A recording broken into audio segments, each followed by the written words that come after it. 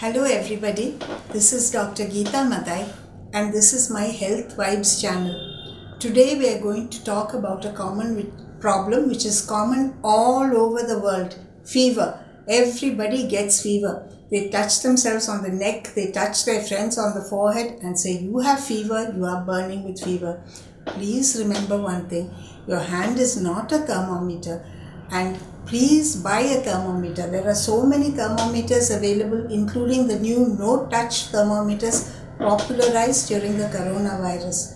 Temperature has to be measured and has to be more than 100.4 degrees Fahrenheit for it to be fever.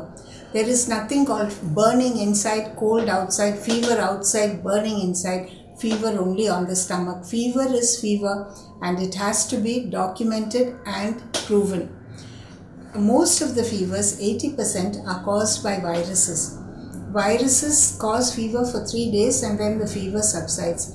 Virus does not respond to antibiotics, so there's no point in taking injections or going to your nearest pharmacy and saying, "Please give me antibiotics for fever."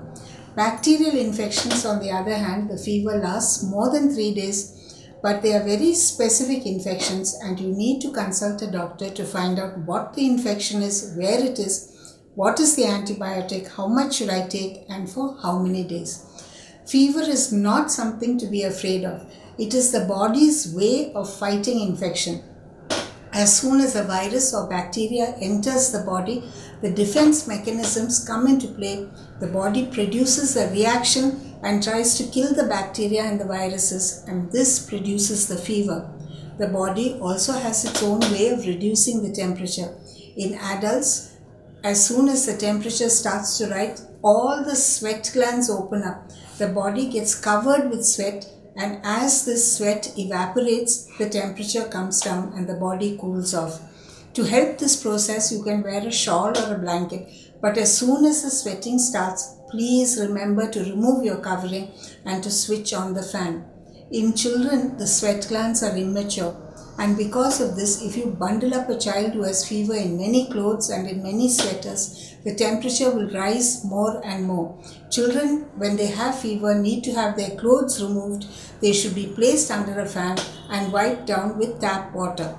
Paracetamol is a very good way to reduce temperature, but the dosage does not depend on the height of the fever. Whether you have lots of fever or little fever, 500 milligrams every 4 hours is more than enough for an adult. More than this can cause damage to your body because of the side effects. In children, the dose is 10 to 15 milligrams per kilogram body weight. It is not dependent on the age of the child. Please remember to go to a doctor if your fever has lasted more than 3 days, there is vomiting or diarrhea, there is rashes all over the body, or you or the child have had seizures.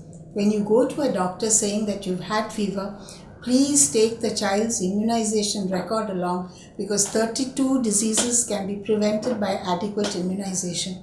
If you're an adult, please keep your immunizations like flu vaccine up to date. This is Dr. Gita Mathai signing off. If you liked this topic, please subscribe to my channel and click the bell button. And if you have any topic you're interested in, please write into my comments column. Thank you.